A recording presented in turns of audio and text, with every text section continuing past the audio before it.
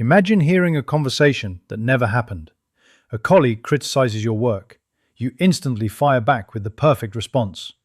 Hours later, you're still replaying the exchange in your head, refining every sentence. Or perhaps it's a conversation that hasn't happened yet. Tomorrow's meeting, a difficult phone call, a first date, a confrontation you've been avoiding for months. Inside your mind, the scene unfolds repeatedly, different outcomes, different reactions, different versions of yourself. The strange thing is that none of it is real.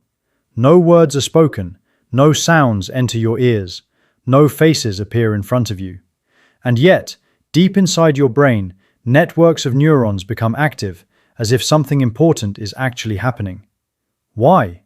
Why would an organ that consumes enormous amounts of energy spend precious resources simulating social situations that may never occur? Why does the human brain rehearse arguments in the shower, replay awkward moments before sleep, and construct entire conversations with people who are nowhere nearby? At first glance, it seems wasteful. But what if this habit is not a flaw?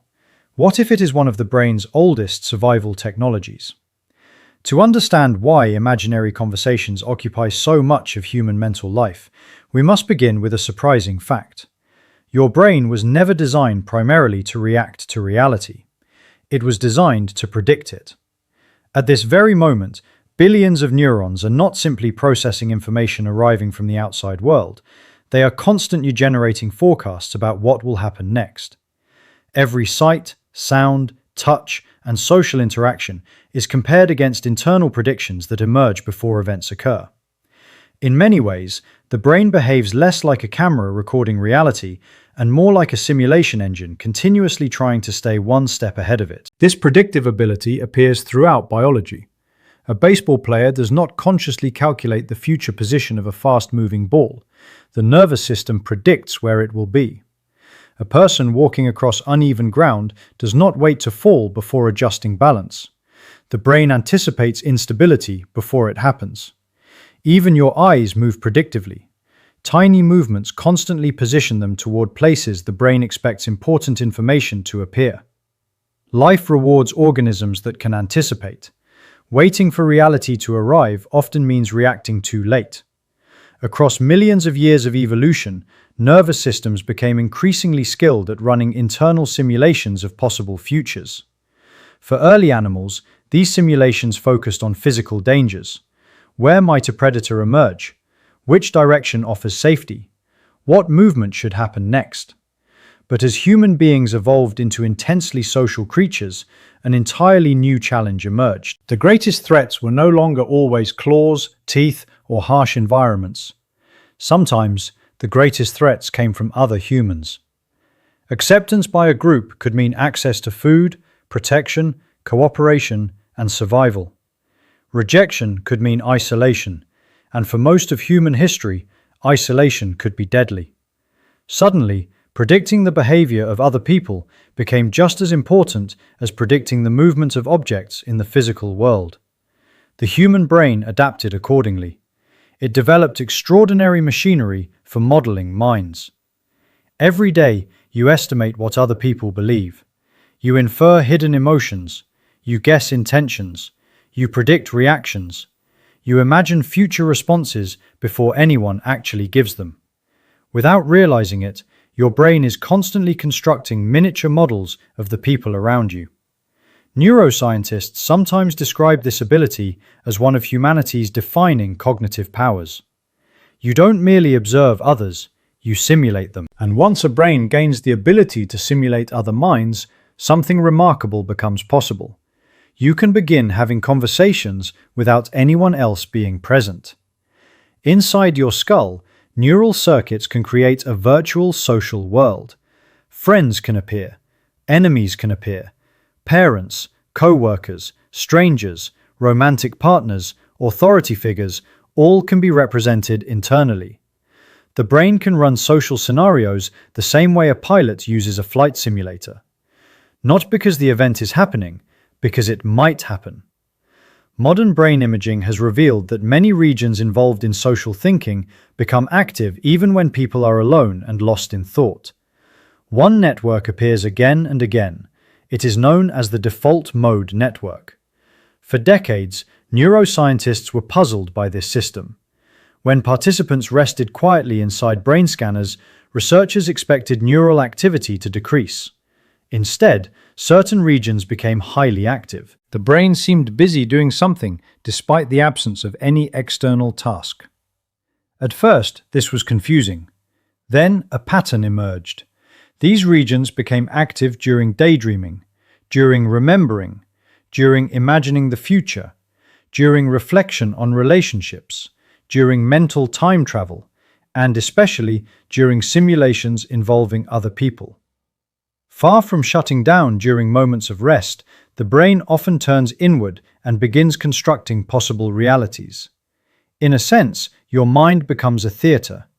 Past events are replayed, future events are rehearsed, alternative outcomes are explored, social scenarios are tested. The stage never fully closes.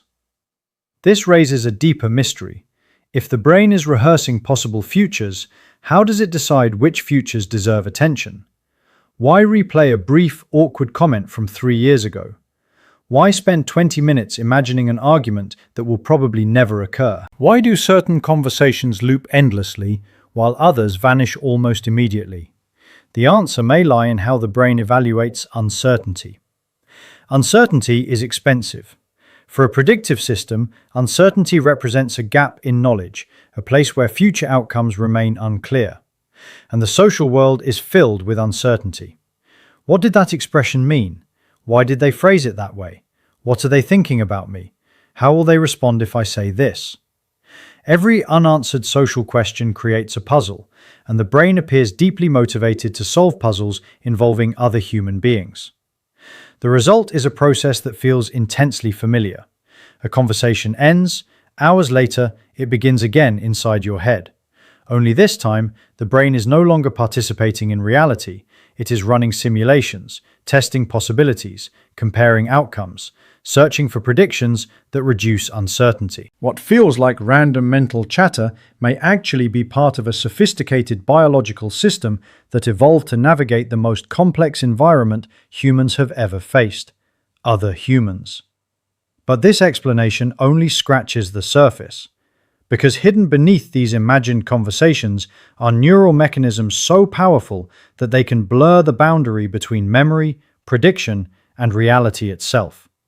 And as scientists began investigating these mechanisms, they discovered something unexpected. The brain may not distinguish the future as clearly as we assume. In some ways, remembering yesterday and imagining tomorrow rely on remarkably similar machinery. And that discovery would transform our understanding of why the mind keeps rehearsing conversations that never happened. The discovery emerged from an unexpected place. Scientists studying memory believed they understood its purpose. Memories, after all, seem designed to preserve the past. They allowed the brain to store experiences, recall lessons, and retrieve information when needed. But as brain imaging technology improved, researchers noticed something strange.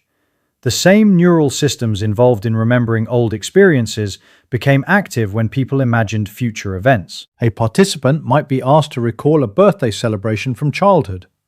Moments later, the same participant would be asked to imagine a future dinner with friends. To the researchers' surprise, many of the same brain regions illuminated during both tasks.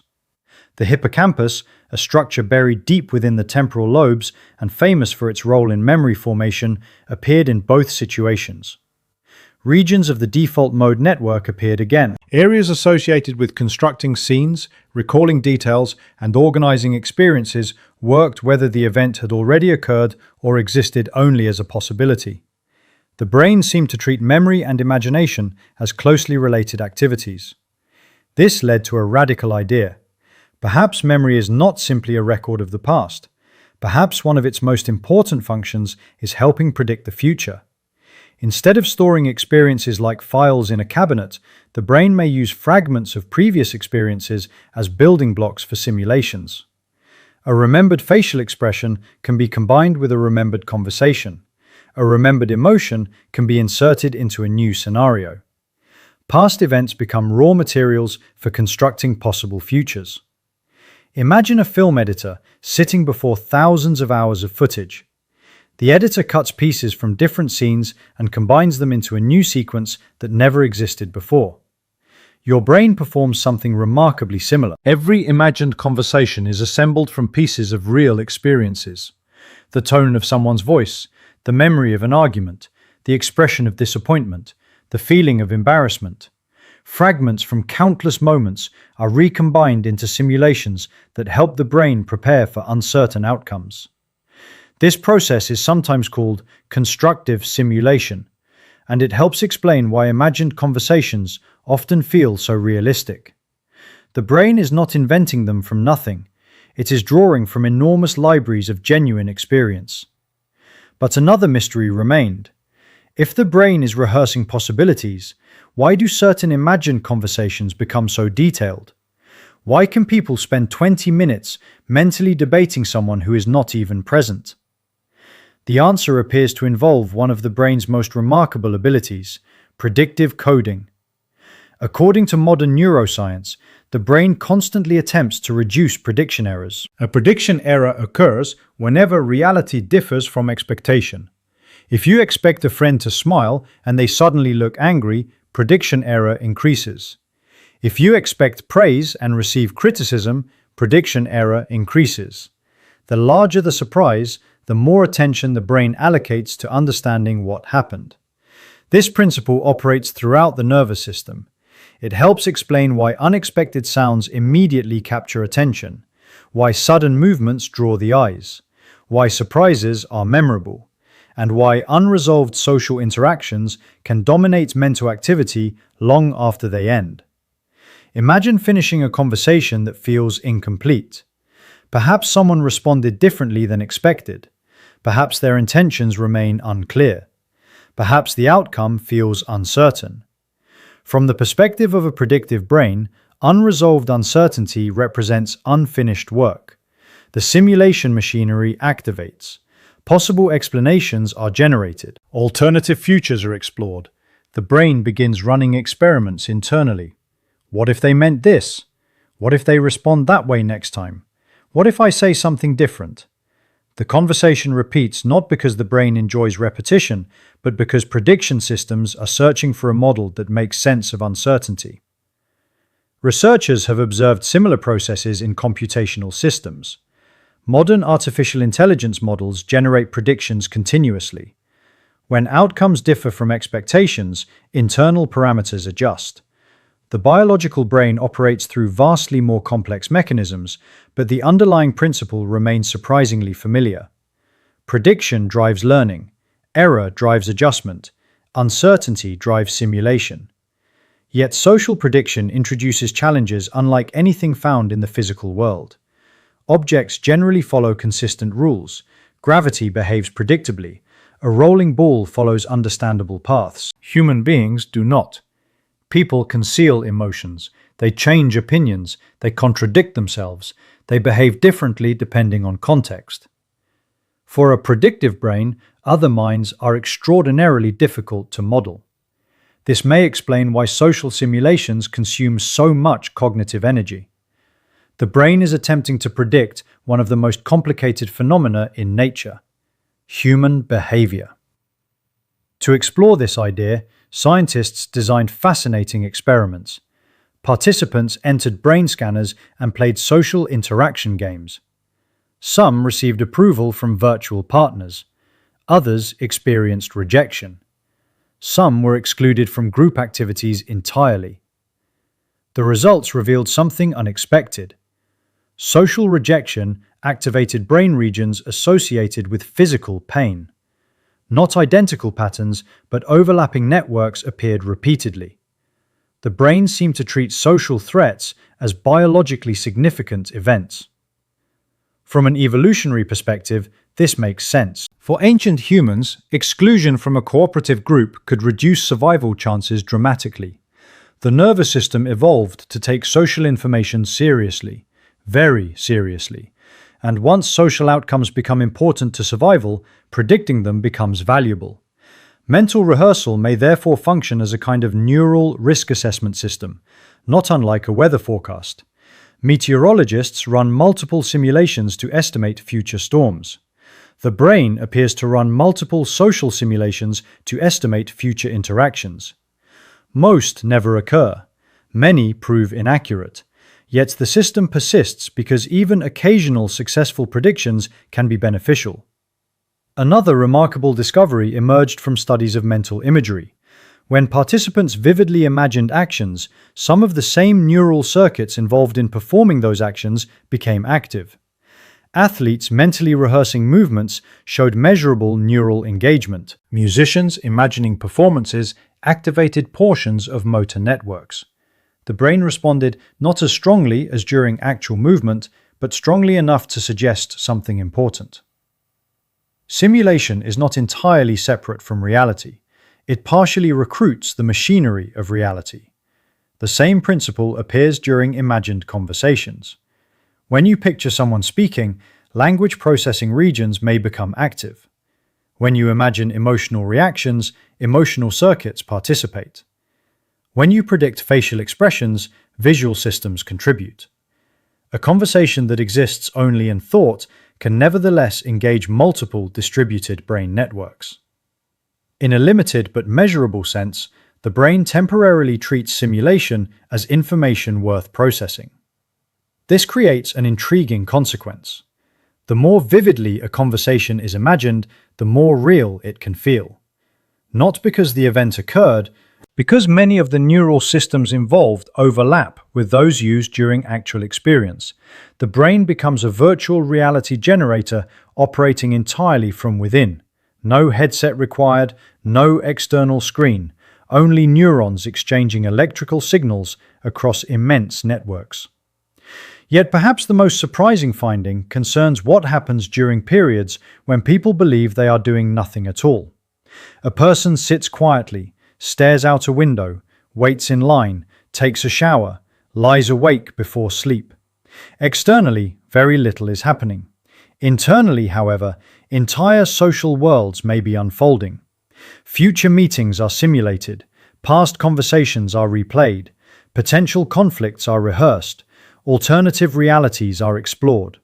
Far from being idle, the brain may be performing some of its most sophisticated predictive work. And hidden inside those simulations lies an extraordinary insight. The conversations people rehearse are often revealing something deeper than the conversations themselves.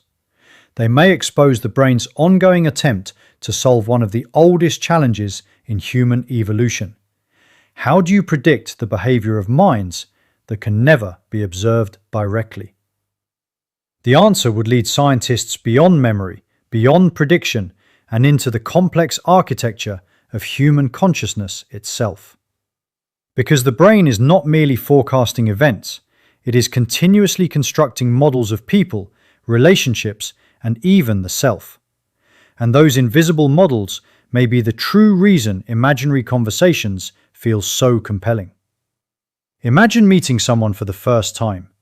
Within seconds, your brain begins constructing a model. Not a physical model, but a mental one.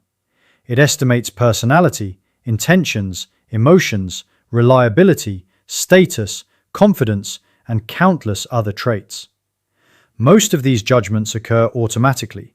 You never see the calculations, you only experience the result. As the conversation unfolds, the model changes. New information arrives, predictions are updated, assumptions are revised. The brain continuously adjusts its internal representation of the person standing in front of you. But the process does not stop when the interaction ends. The model remains.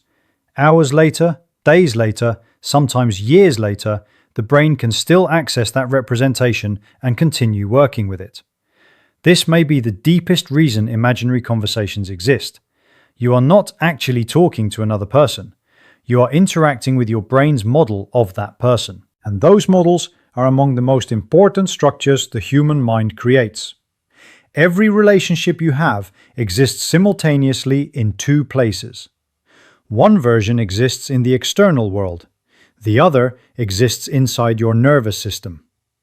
The external version consists of actual interactions between real people. The internal version consists of predictions, memories, expectations, emotions, and simulations. Much of human mental life unfolds within this internal social landscape. Neuroscientists studying social cognition have increasingly concluded that the human brain evolved to become a specialized machine for modeling minds. This ability is often called mentalizing or theory of mind. It allows people to estimate what others know, believe, intend, and feel. Without it, cooperation would become extraordinarily difficult. Conversation would collapse. Trust would become nearly impossible. Civilization itself depends on this capacity. Yet the ability comes with an unavoidable consequence. Once the brain learns how to model minds, it can never completely stop using those models. Even in solitude, social simulations continue. A person sitting alone may still be navigating an invisible world populated by representations of family members, co-workers, friends, rivals, strangers, and authority figures. The social brain remains active because the social world never fully disappears. It simply moves inward. This realization helps explain a curious feature of human consciousness. People often assume thinking is primarily about facts, logic, or information. But a remarkable amount of thought revolves around people. What are they thinking? What did they mean? How will they react? Why did they behave that way? Many of the brain's simulations involve navigating social uncertainty rather than solving mathematical problems or physical challenges. From an evolutionary perspective, this makes perfect sense. For most of human history, survival depended heavily on group dynamics. Humans succeeded not because they were the strongest animals, they succeeded because they became extraordinarily effective at cooperation. Language, culture, teaching, trade, and collective problem-solving transformed the species. But these advantages required an exceptional ability to predict other minds. The brain adapted accordingly. Over countless generations, neural systems became increasingly sophisticated at simulating social realities before they occurred. The result is the modern human mind, a biological prediction engine capable of running entire conversations without a single word being spoken. Yet there is another layer to the story. When researchers examine the brain during self-reflection, they often find many of the same regions involved in social thinking. This suggests something profound. The machinery used to understand other people may also help create your understanding of yourself. In other words, the self may not be entirely separate from the social simulations the brain performs. The same systems used to model others may contribute to the construction of personal identity. Every time the brain imagines how someone might respond, it simultaneously predicts how you would respond. Every simulated interaction includes both sides of the conversation. The brain models the other person, but it also models you. In this sense, imaginary conversations are not only predictions about others, they are predictions about the self. They allow the brain to test possible versions of identity against possible futures. Who would I be if this happened? How would I respond? What would I say? The simulation becomes a laboratory for exploring social possibilities. Not because the future is known, because the future remains uncertain. And uncertainty has always been the natural habitat of prediction. This brings us to one of the most fascinating ideas in modern neuroscience. The brain may spend far less time experiencing the present moment than we intuitively believe. Much of its activity is devoted either to reconstructing the past or anticipating the future. Memory and prediction form a continuous loop. Experiences become memories. Memories become simulations. Simulations become predictions. Predictions shape future experiences. The cycle repeats endlessly. The imaginary conversation occurring in your mind tonight may be assembled from fragments of yesterday while simultaneously preparing you for tomorrow. Past and future become intertwined within the same neural machinery. The distinction feels obvious to conscious awareness, but beneath awareness, the boundaries are surprisingly fluid. This is why the question we began with has such an unexpected answer. Why does the brain rehearse conversations that never happened? Not because it is malfunctioning, not because it is wasting energy, but because prediction is one of the brain's fundamental purposes. The nervous system evolved to anticipate, to prepare, to simulate, to explore possibilities before reality arrives. Imaginary conversations are one expression of a much larger biological strategy. A strategy visible across perception, movement, memory, decision-making, and social behavior. The brain continuously constructs possible worlds. Most never become real. Many are inaccurate. Some are wildly wrong. Yet the process persists because prediction has always offered a survival advantage. A creature capable of imagining possible futures gains opportunities unavailable to a creature that can only react. Human beings inherited this remarkable capacity and extended it into the social domain. The result is a mind that can populate empty rooms with voices, a mind that can revisit decades-old discussions, a mind that can debate tomorrow's meeting before dawn arrives, a mind that can create entire social realities from electrical activity alone. And perhaps that is the most extraordinary discovery of all. Inside the darkness of the skull exists a universe of simulations, invisible conversations, imagined futures, virtual people, possible outcomes, all generated by approximately 86 billion neurons attempting to solve a problem as ancient as life itself. What happens next? The next time you find yourself replaying a conversation that never occurred, consider what is actually taking place.